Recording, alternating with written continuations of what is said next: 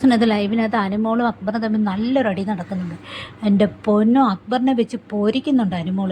ഇത്രയും നാൾ അനുമോൾ ഇത് എവിടെ കൊണ്ടുവന്ന് വെച്ചിട്ട് അന്നേ ഇത് പ്രതികരിച്ചിരുന്നെങ്കിൽ ഇത്രയും ആൾക്കാർ അനുമോളുടെ തോളെ കയറുമായിരുന്നു.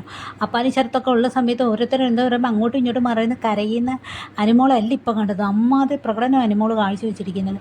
സംഭവം വേറെ ഒന്നുമില്ല, ഫ്രിഡ്ജിനകത്തിരിക്കുന്ന ഒരു ക്യാരറ്റ് അനുമോൾ എടുത്ത് കഴിച്ചതിൻ്റെ പേരിൽ അവിടെ ചോദ്യം ചെയ്യൽ നടക്കുന്നുണ്ട്.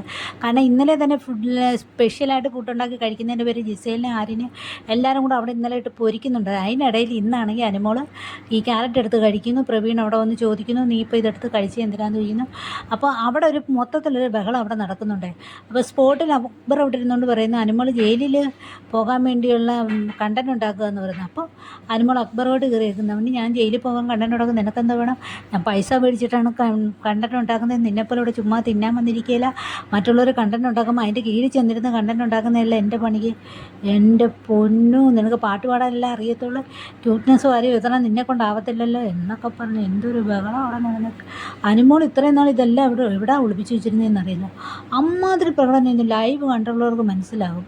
സത്യത്തിൽ ഇന്ന് അനുമോൾ ചെയ്തത് തെറ്റാണ്. കാരണം ഇന്നലെ ഇത്രയും വിഷയം ഉണ്ടാകുന്ന സമയത്ത് ഈ ക്യാരറ്റ് എടുത്ത് കഴിക്കേണ്ട ആവശ്യമില്ല.